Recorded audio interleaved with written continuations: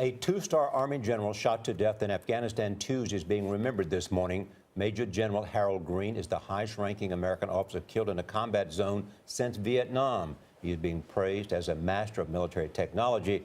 David Martin is at the Pentagon with more on the deadly attack at Afghanistan's Officer Training Academy. David, good morning.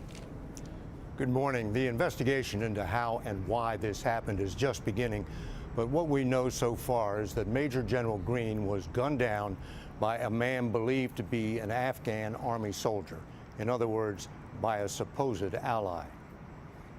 Major General Harold Green, he went by Harry, was Deputy Chief of the Training and Assistance Command, the organization in charge of training and equipping the Afghan Army.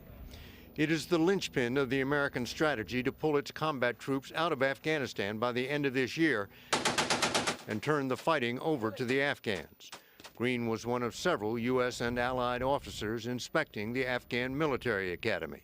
The delegation was mowed down when the alleged shooter opened fire with a machine gun from the window of a nearby building. Before troops assigned to guard the visitors could return fire, Green had been killed and 8 other U.S. soldiers wounded, 4 of them seriously. A German and an Afghan general also were wounded. U.S. officials say it appears the shooter fired indiscriminately into the crowd and was not deliberately trying to kill an American general. Afghanistan is still a war zone.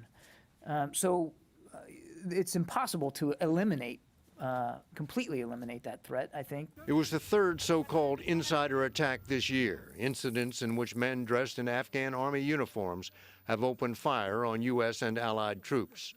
There were 48 insider attacks in 2012, but that number was cut to 15 last year and 3 so far this year, in part because of better vetting of Afghan soldiers and in part because the U.S. assigned soldiers specifically to guard against insider attacks. General Green was not a combat officer, but an engineer on his first tour of duty in a war zone. He is now one of more than 6,600 American servicemen and women who have lost their lives in Iraq and Afghanistan. Charlie?